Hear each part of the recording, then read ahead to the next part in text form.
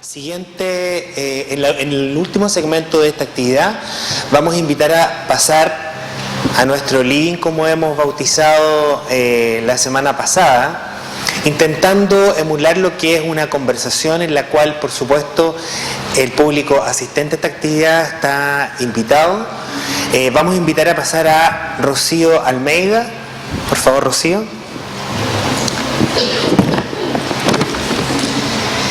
Y vamos a invitar a pasar también a Virginia Herrera, por favor. Rocío Almeida es casada, madre de 2 hijas, egresada del Liceo Experimental Manuel de Salas, con estudios previos de Arquitectura del Paisaje, actualmente estudiante de Nutrición y Dietética de nuestra Facultad de Medicina de la Universidad de Chile. También nos acompaña Virginia Herrera, periodista de profesión, con más de 15 años de experiencia en revistas como El Sábado, de El Mercurio y Caras. Se ha hecho conocida por incursionar en el activismo social, por una amistad que la une al fallecido y recordado Ricarte Soto y a Cecilia Rovaretti. Desde la partida de Ricarte Soto, Virginia ha coordinado el movimiento Los Enfermos También Marchan, y también, además de la marcha, el proceso de diálogo con el Ministerio de Salud. Les damos las gracias a nuestras invitadas y les damos un aplauso de bienvenida. Creo que está funcionando adecuadamente. Bien. Como esto va a ser una conversación, voy a sentarme. Les recuerdo que, como digo, están invitados e invitadas a participar también de este conversatorio. A ver, Rocío.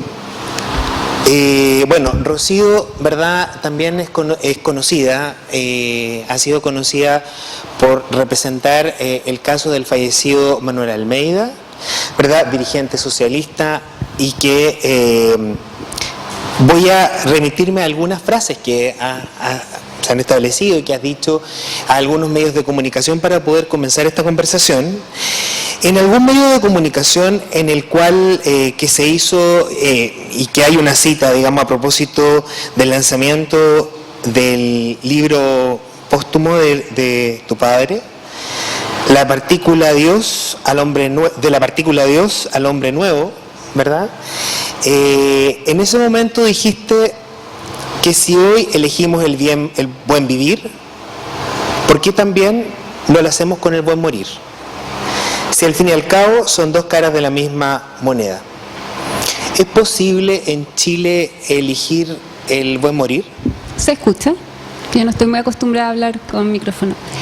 No, hoy en día no. Hoy en día tú puedes acceder digamos, pedir irte a la casa y no recibir ningún tratamiento, pero no puedes elegir ser ayudado, digamos.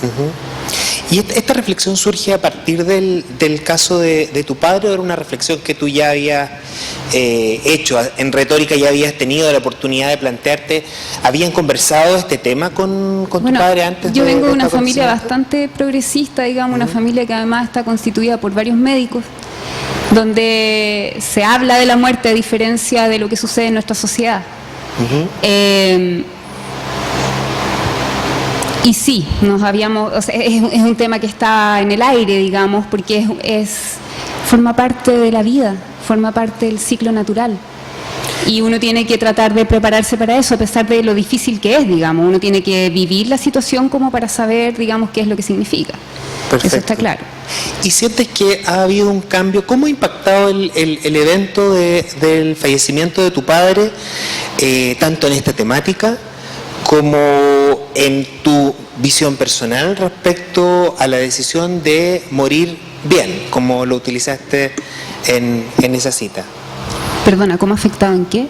¿Cómo ha afectado en lo personal y cómo crees que ha afectado en la temática del decidir morir la situación de tu padre. Ha sido una situación representativa, ¿verdad?, que ha abierto canales y eso aparentemente existe un consenso, ¿verdad?, en las comunidades de que efectivamente renueva la reflexión respecto al tema de la eutanasia, el derecho a vivir y el derecho a morir también. Bueno, yo creo que la intención de mi papá, digamos, al dejar esa carta y dejarnos esta labor como familia de difundir un poco el tema, era eso, que esta situación se pusiera sobre la mesa y como sociedad buscáramos alguna solución, primero a través de discutir, de conocer, de informarnos, digamos, y luego buscar alguna solución. Para mí no ha sido fácil. No creo que para nadie sea fácil enfrentar, digamos, la muerte, justamente porque vivimos en una sociedad que no está preparada para eso. Y yo tuve que aprender, digamos, en forma muy rápida, en el momento en que mi papá nos comunicó, digamos, su decisión de dejar de alimentarse para acelerar este proceso.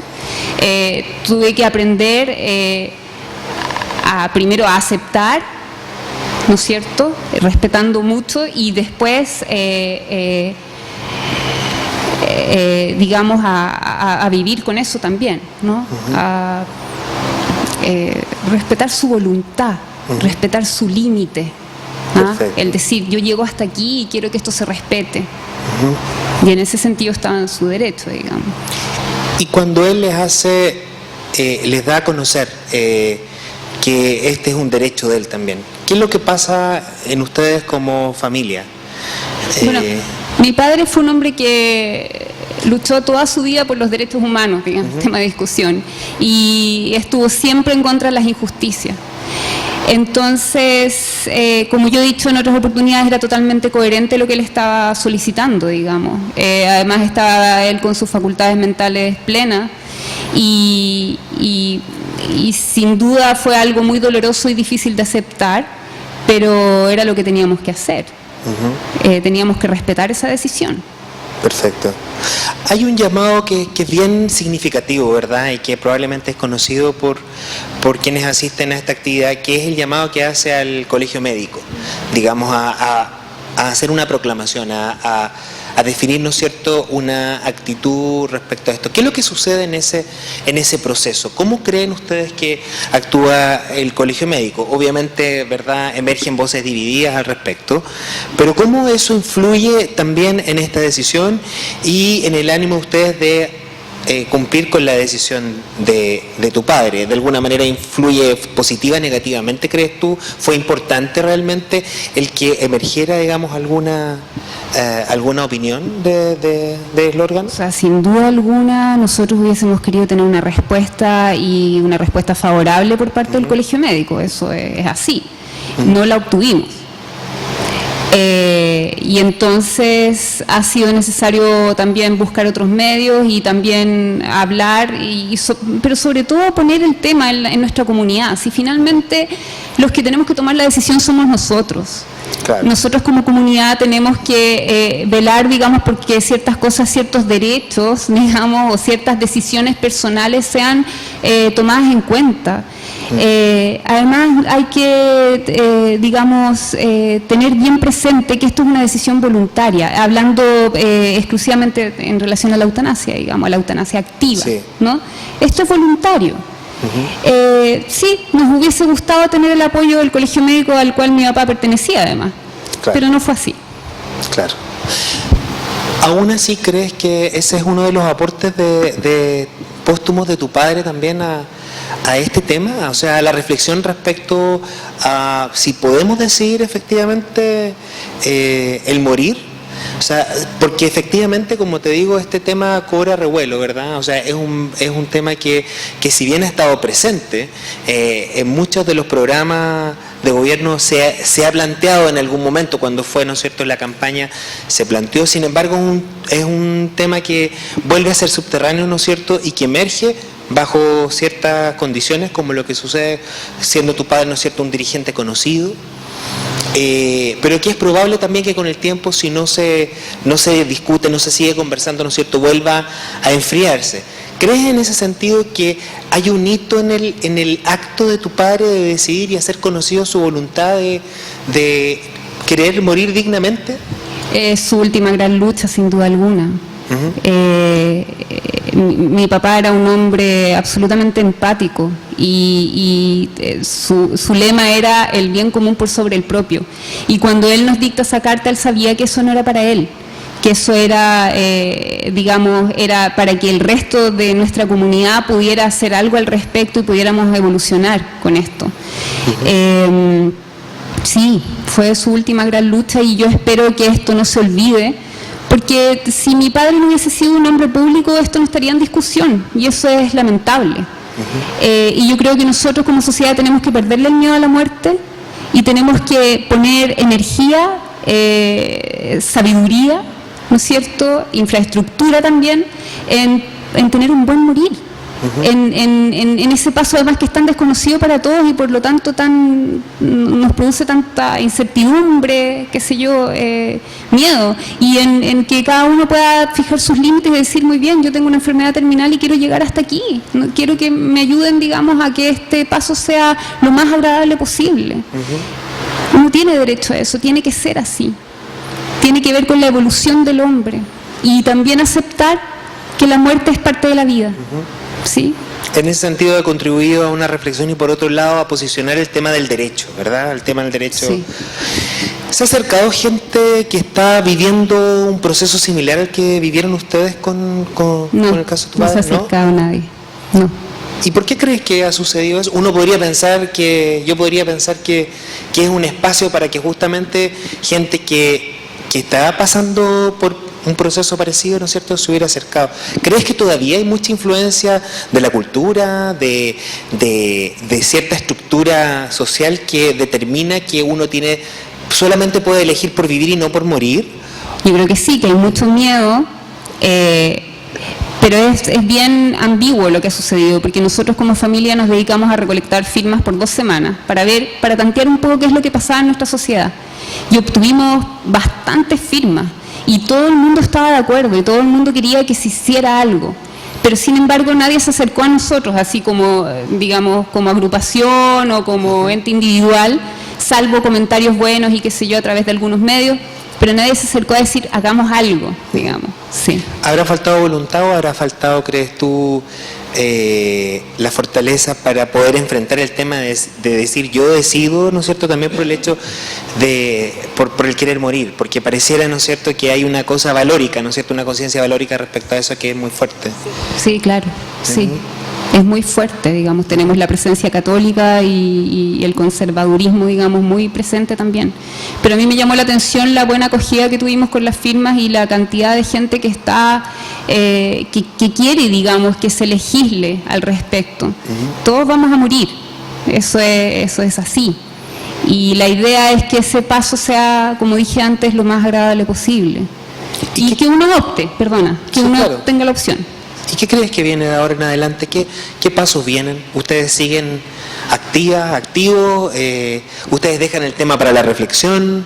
¿Está el interés de organizarse? Yo creo que como familia nosotros cumplimos, digamos, con poner el tema en la discusión pública, que era lo que mi papá quería. Y tal como dice su carta, que él pretendía que una comisión de hombres justos, digamos, tomara este tema y resolviera, es lo que tiene que seguir, creo yo. Ahora, lamentablemente, esta es una sociedad que olvida muy rápido. Y a veces yo tengo la sensación de que si el tema no está en forma permanente sobre el tapete, puede no pasar nada, digamos. Pero esperemos que no sea así y que se tome este tema como un tema tal vez de salud pública también, ¿no es cierto?, y se haga algo. O sea, fomentó la reflexión, sin duda que es algo muy bueno. Un acto claro. ¿No? Que es algo muy bueno, sí. Se habló de la muerte, de lo que no se habla. Sí. Perfecto. Gracias, Rocío. ¿Preguntas, comentarios? ¿Está abierto este espacio para la discusión? ¿Opiniones? No todavía. Sí. Me parece que lo referiste un poco cuando te planteabas que la respuesta de la ciudadanía fue positiva, pero algunas instituciones aparecen como predominando en el discurso, constituyendo un obstáculo tal vez. Mi pregunta es muy concreta.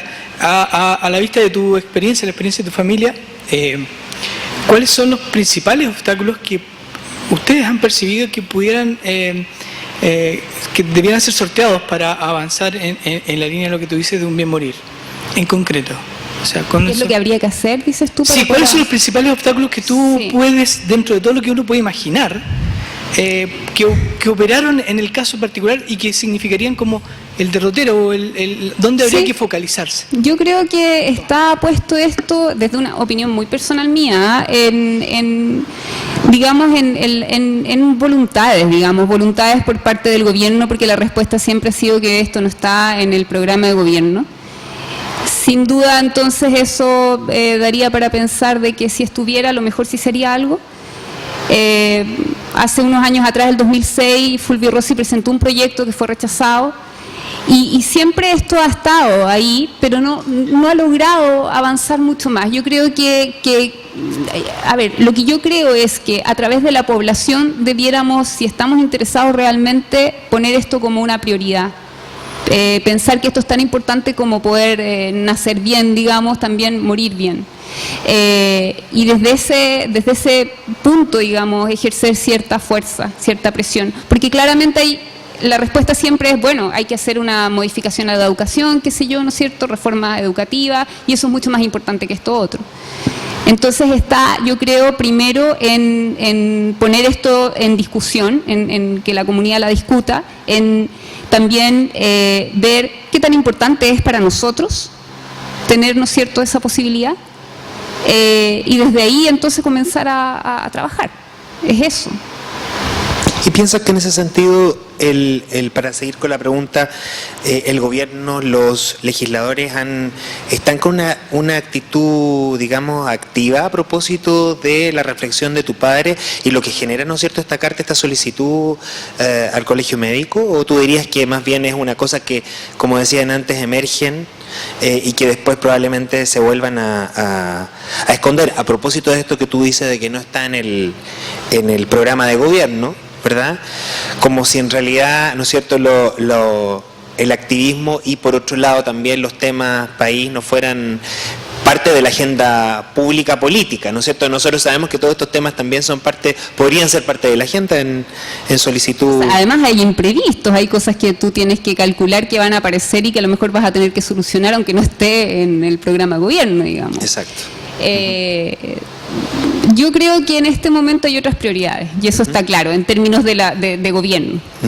Y mientras la ciudadanía no se exprese y no diga, no, esto también es súper importante para nosotros, no va a pasar nada. Eso es lo que yo veo, digamos. Perfecto. Sí, por favor.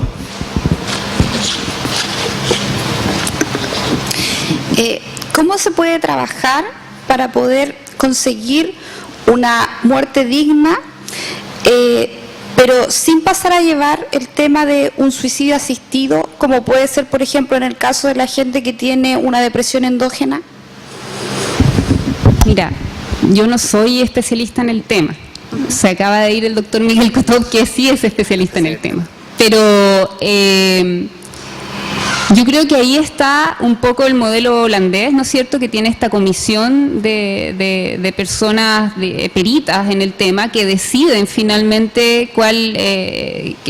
Mira, en Holanda 1/3 de todas las, de todas las peticiones que hay para obtener la eutanasia son aceptados, solamente 1/3. El resto son rechazados por esta comisión que evalúa si realmente corresponde, digamos. Y cuando mi papá se refiere a esta comisión de hombres justos, está hablando de eso también, de personas peritas que puedan evaluar y determinar si corresponde o no esta ayuda, en el fondo. Es eso.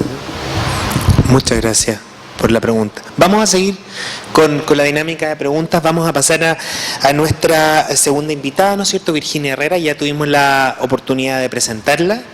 Virginia es periodista, ¿no es cierto?, ya como dijimos, muy conocida, tuvo participación en medios importantes durante muchos años y ha sido personera clave, ¿verdad?, de la lucha en este reconocido movimiento de la marcha de los enfermos, ¿verdad?, por una ley que proteja también y genera un Fondo Nacional de Medicamentos, ¿no es cierto? Han tenido gran protagonismo en eso. Virginia, ¿cómo es la historia de este movimiento? ¿De dónde surge? ¿Por qué tú decides participar en él? ¿Qué te genera esta cercanía, esta empatía con este movimiento? Bueno, yo en lo personal soy amiga de Cecilia y fui muy amiga de Ricardo también. Lo acompañé en la causa que él eligió antes de morir. Él siempre fue un hombre muy preocupado de los temas sociales, militante PPD durante muchos años, su historia de su padre, y en cuanto a él siempre había tenido simpatía, pero él se enfermó de cáncer, en el 2010 fue diagnosticado de cáncer de pulmón y empezó a ser testigo de muchas cosas que él veía a su alrededor, en la sala de espera. Percibió en lo personal la gran crisis que vive la salud en Chile, pese a que él tenía la suerte de tener salud privada, de tener incluso un seguro de catastrófico, pero le pasó que muchas personas, por él ser un personaje público, se le acercaban con sus casos que eran muy dramáticos.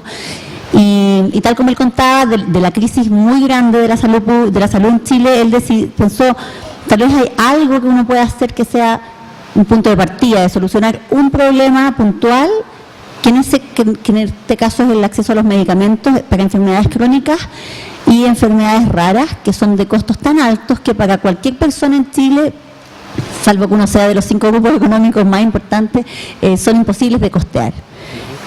Él se focalizó en eso, partió su lucha y en ese minuto yo me sumé a la marcha, lo ayudé a hacer algunos comunicados de prensa con lo poco que yo podía aportar y bueno, él organizó esta primera marcha que tuvo mucha convocatoria gracias al trabajo que él tenía en ese minuto en la televisión y en la radio, y cuando Ricardo murió, su viuda, la Cecilia, que es muy amiga mía también, se hizo la pregunta de si seguir o no adelante con este movimiento, sobre todo porque este movimiento era Ricardo y 2 personas que lo ayudaban, y después había que ver si seguíamos o no seguíamos. Y era muy válido hacerse la pregunta, porque además ella estaba viviendo obviamente un proceso personal muy difícil. Y decidió que sí, y yo decidí ayudarla, y organizamos la segunda marcha, que fue en abril de este año, que convocó a aún más personas, y a partir de eso un diálogo permanente con el Ministerio de Salud para llegar a un proyecto de ley que, según lo que se anunció hace pocos días, va a entrar al Parlamento a más tardar el 31 de diciembre de este año. Lo que da cuenta de una campaña de mucho éxito, gracias obviamente al carácter público de Ricardo y de la Cecilia, que a mi juicio fue una combinación casi perfecta, porque Ricardo era un hombre muy sabio y muy frío también para hacer ciertos análisis. Entonces, él se dio cuenta que él estaba en una posición inmejorable. Primero, si él organizaba esto, iba a tener mucha atención. Y además, él estaba en un momento de su vida en que estaba captando mucha más atención de los medios porque él se estaba muriendo.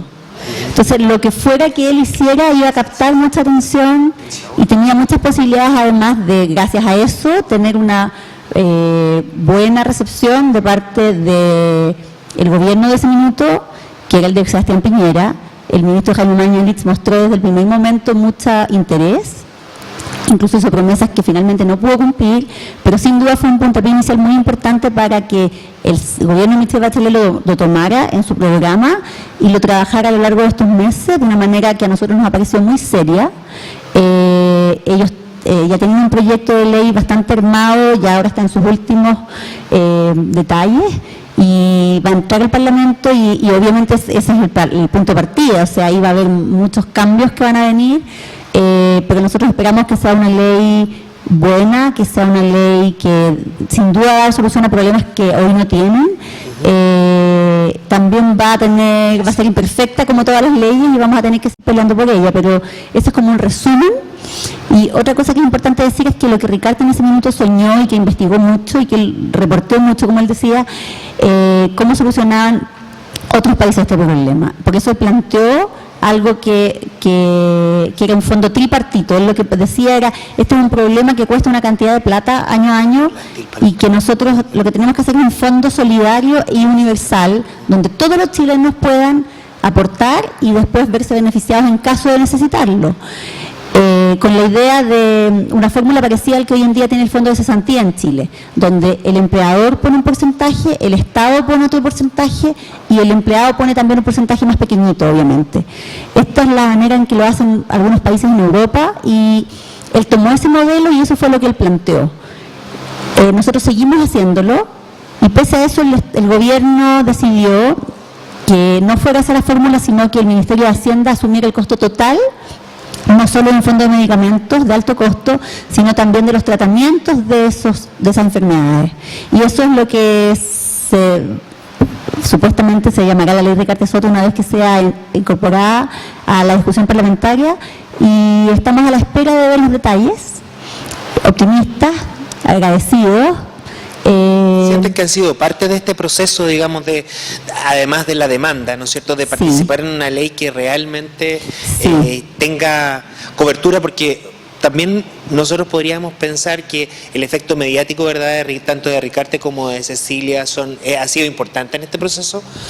Han sido actores sociales, ¿no es cierto?, que han logrado sensibilizar, por supuesto, pero además también una demanda que es sentida, ¿no? Que finalmente si tú tienes una enfermedad que no está cubierta, por ejemplo, por garantías explícitas en salud, que define tiempos, demanda también una serie de recursos financieros que aportan a los tratamientos en muchos casos, no siempre, pero en muchos casos, finalmente tu problema puede ser que no sea tema de nadie, digamos, que sea un tema que queda en el aire, que nadie te va a poder ayudar. ¿Tú sientes que eso también ha sido importante? O sea, yo también podría pensar que esa demanda, esa cantidad de gente que llega a las convocatorias ha sido también por eso. Esto es un tema que realmente es sensible para la población. Sí, lo que pasa es que en muchas de las... nosotros, lo que Ricarte hizo fue reunirse en paralelo a la marcha con muchas organizaciones de enfermedades, que son personas que llevaban luchando y viendo morirse a muchos de sus fundadores, en algunos casos de familias, a sus abuelos, a sus bisabuelos, a sus padres, y ahora ven que se les viene un poco el problema a ellos y a sus hijos. Y Ricarte fue muy sabio en darse cuenta que si él unía esas voces, y él desde su carácter de figura pública les daba canalizaba esta inquietud, podía ser exitosa la lucha. Y estas organizaciones lo apoyaron, se dieron cuenta que pese a que sus problemas van mucho más allá de los medicamentos, obviamente, y son muy distintas unas de otras además, ya era un punto de partida. Entonces, con ese apoyo, él funcionó y nosotros hemos seguido funcionando. Obviamente cada una de estas organizaciones tiene detrás cientos de personas y de familias que salieron a marchar y que nos han seguido apoyando. Como me preguntabas al inicio, sí nosotros sentimos que hemos sido partícipes, al menos del Ministerio, o sea, bueno, en la época de Jaime Mañalich también Ricarte se reunió muchas veces con él, y en el gobierno actual hemos sido también muchas veces convocados a participar, incluso a hacer diálogos ciudadanos dentro del ministerio, donde hemos llamado a las distintas organizaciones de cada enfermedad para que ellos nos digan cuáles son sus necesidades y cuáles son sus dudas y sus inquietudes respecto de cómo va a funcionar la ley y cómo ellos creen que debiera funcionar la ley. Hemos sido bienvenidos. Obviamente que uno quisiera ir más veces o tener más detalles, ¿verdad? O que el proyecto fuera público y poder uno corregirlo con lápiz y papel, pero la verdad es que los acercamientos que nosotros hemos tenido y los borradores que nosotros se nos han mostrado, nos hemos dado cuenta de que es un trabajo muy importante, muy grande, la cantidad de personas que tienen que involucrarse, porque hay temas de fondos, hay temas de recursos, hay temas de tecnicismo, de a ver cuáles son las enfermedades que van a entrar, cuáles son los criterios que se van a utilizar para decidir cuál entra primero, cuál entra después, porque obviamente que no hay recursos ilimitados, ¿verdad? Pero van a ser los medicamentos, pero también van a ser implementos, también van a ser las jeringas, los alimentos especiales, cómo ponemos un cierto límite, o sea, hay una cantidad de tecnicismos que es impresionante, que hay que tomar en cuenta al minuto de redactar el proyecto, que nosotros además no somos especialistas, sino que somos personas que por azar nos llegó esto a nuestras vidas y tratamos de hacer lo que uno mejor puede, pero uno no es especialista en esto como para entenderlo, pero sí nos damos cuenta de que ha habido muchos especialistas que sí están trabajando para que la ley funcione de la mejor manera posible. En ese sentido, obviamente, estamos contentos y nos sentimos que hemos sido invitados a ese diálogo. De acuerdo a tu experiencia, Virginia, ¿tú podrías decir que la salud es un derecho que el Estado está en condiciones de ofrecer, digamos, ante la demanda de la ciudadanía? ¿Qué podrías decir tú? ¿Cuál es tu reflexión a propósito también de esta experiencia? Obviamente se ha generado un movimiento que ha sido escuchado, un movimiento masivo en el cual hay muchos elementos que han llevado a que sea tan exitoso. ¿Tú podrías decir que la salud es un derecho que...? Yo creo que en la teoría uno dice la salud es un derecho, o la salud es una obligación del Estado proveer, como decía el doctor anteriormente, pero creo que este es un país subdesarrollado, sin duda, es un país que aún pobre en muchos sentidos, y por los testimonios que me ha tocado ver de esas organizaciones, te diría que el Estado por muchos años no ha sido capaz de hacerse cargo. Te hablo de gente que tiene enfermedades gravísimas y que tiene que esperar años, décadas, que alguien le tienda la mano, como decía Ricardo, hacer bingo, hacer completadas, y como mucho ser escuchado en el ministerio, acceder a un fondo de auxilio extraordinario que existe, que todos los años tiene un poquito de plata, a ver si logra que su caso adquiera cierta connotación pública. Entonces ahí el ministerio lo llama y le dice, mira, te vamos a ayudar este año con esto, pero no hay una cosa sistematizada, y eso a mí me hace pensar que el Estado no ha estado en condiciones obviamente de hacerse cargo.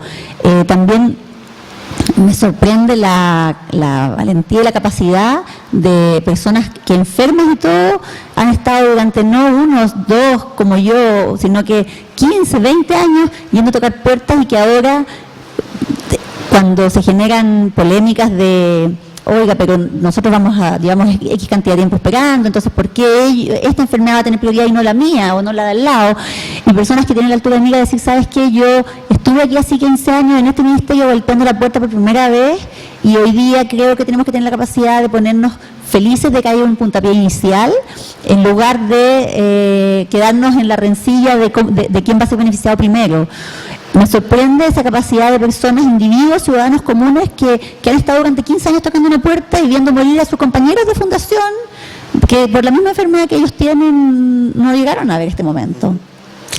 Fue importante en ese sentido, perdona Virginia, los movimientos sociales que empiezan a emerger, ¿no es cierto? Está el movimiento, por supuesto, social por la educación, existen, ¿no es cierto?, las temáticas de pueblos indígenas, de diversidad sexual, etcétera, etcétera, que empiezan a surgir, y por otro lado, ¿no es cierto?, empiezan a surgir las demandas también de sujetos, de personas, de organizaciones que se unen y que dan origen a esta ley. ¿Crees que fue importante también? Sí, yo creo que eso por supuesto que te da un contexto, ¿verdad? Además nosotros tuvimos la suerte, entre comillas, de llevar una demanda a la calle que muchas personas iban a apoyar, la misma clase política. O sea, nosotros desde el día 1 los distintos partidos políticos en sus comisiones de salud nos quisieron llamar, se interesaron, e incluso de esos distintos grupos que tú mencionas son demandas cruzadas en el fondo, o sea, personas con discapacidad o personas de los grupos indígenas que también tienen un enfermo y que también necesita medicamentos. Entonces finalmente es un apoyo mutuo, un apoyo cruzado, y también nosotros siempre tratamos de ser muy cuidadosos de que nuestro movimiento fuera un movimiento muy amistoso, familiar, de que a las calles pudieran salir todos, de que todos están invitados, y de que esto es algo que si hoy día no te está pasando, te puede pasar en 5 años, en 10 años, en 15 años, en 50 años, de enfrentar una enfermedad que si tú no tienes los 4 millones de pesos para el medicamento, te vas a morir en el corto plazo y de una manera terrible. Entonces era una demanda de mucha acogida ciudadana y también política, y eso ha llevado a que finalmente tengamos éxito en un tiempo bastante récord, que son 2 años. Perfecto. ¿Preguntas, comentarios, discusión? Sí, por favor. Vamos por aquí y de ahí pasamos. Yo primero que nada quiero felicitarla, es un placer escucharla. Escuché el lanzamiento del libro de tu padre hace un tiempo atrás. Creo que es súper importante el tema, una vez y otra vez ponerlo en el tapete, lo mismo que el tema de la marcha de los enfermos. Yo fui a las marchas de los enfermos, quería saber qué era estar entre medio ya de la participación de supuestamente organizaciones no conectadas. Supuestamente no conectadas. Yo creo como ustedes que hay hilos absolutamente absolutamente presentes, invisibles, que de repente hay una ocasión, hay una oportunidad y está presente. El tema entonces es cómo en nuestra sociedad que hay temas que están silentes, escondidos, pero están vivos. La gente, y tú bien lo sabes, seguramente con la experiencia de tu papá o con el tema, la gente igual resuelve sus temas, aunque no haya legislación, aunque no sea un tema público. Hay demasiados temas que así es, la ciudadanía va buscando, las personas van buscando sus canales, ¿no es cierto?, para un buen vivir. Y si se trata de un buen morir y no es tema, porque no es tema por distintas razones, busca la manera de ese buen morir para su gente.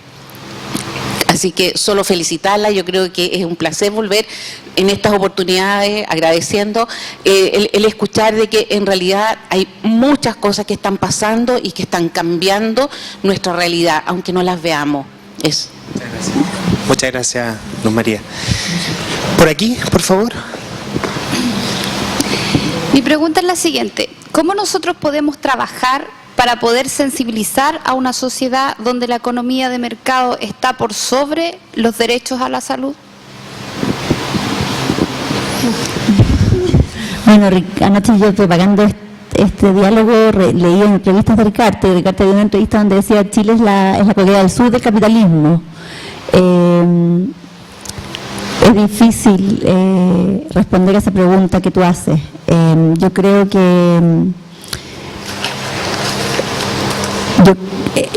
que como decía Rocío, la respuesta un poco está en nosotros, en nuestra capacidad de organizarnos, en nuestra capacidad de tomarnos en serio una misión.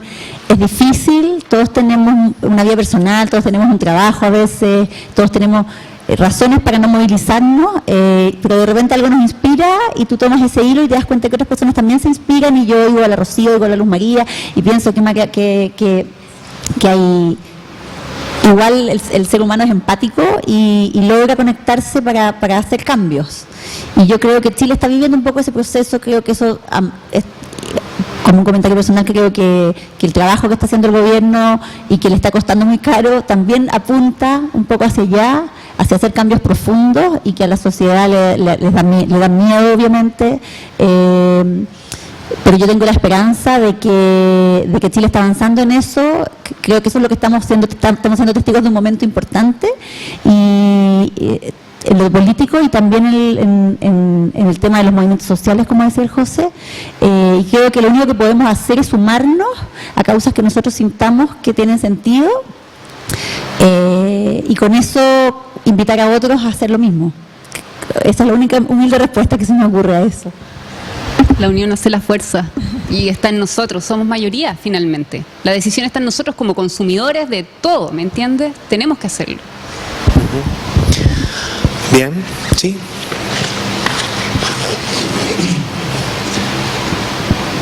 Bueno,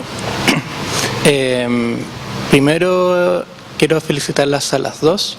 Creo que son bastante valientes y muy buenas personas, porque han llevado a cabo una lucha que es bastante válida y que realmente la salud es un verdadero derecho fundamental para todas las personas. Y creo que, bueno, sin tanto preámbulo, creo que cada país, por dar un ejemplo, Alemania no tiene la suerte de llamarse Alemania, sino que es porque tiene alemanes. Japón no es porque tiene la suerte de llamarse Japón, sino que tiene japoneses. Aquí es lo que voy, es que un gobierno no es nada sin el pueblo, sin las personas que conforman un país. Entonces creo que se pueden ir logrando los cambios necesarios para la salud en el país. Y también que ojalá que pueda existir que la próxima marcha de los enfermos, que ojalá que se repita el próximo año, puedan haber más personas en las calles.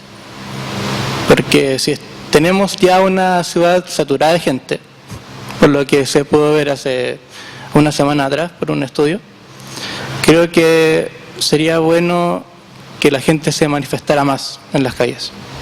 Y hay que hacer como un llamado en ese tema. Y lo último es que también hay que enfatizar, no solamente están las enfermedades crónicas, sino que también están en las enfermedades raras. que también son enfermedades catastróficas. Y lo bueno es que se está en proceso de conformar una federación chilena de enfermedades raras en el país. Y creo que eso también es como un logro de todos, porque se está dando como una señal de que los pacientes se pueden organizar para defender sus derechos, que es el derecho a la salud. Y eso, creo que Virginia, nos hemos visto creo que más de una vez en las reuniones en el ministerio y también en el Teatro Siglo XXI, creo que se llama.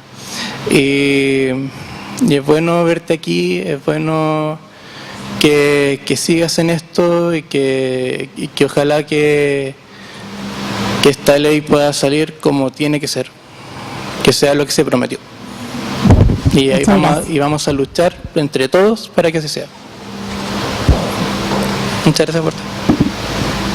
Muchas gracias. Bueno, en honor al tiempo, estamos ya terminando, cerrando. Quisiéramos haber conversado mucho más, pero ha sido una sesión larga, ¿no es cierto?, con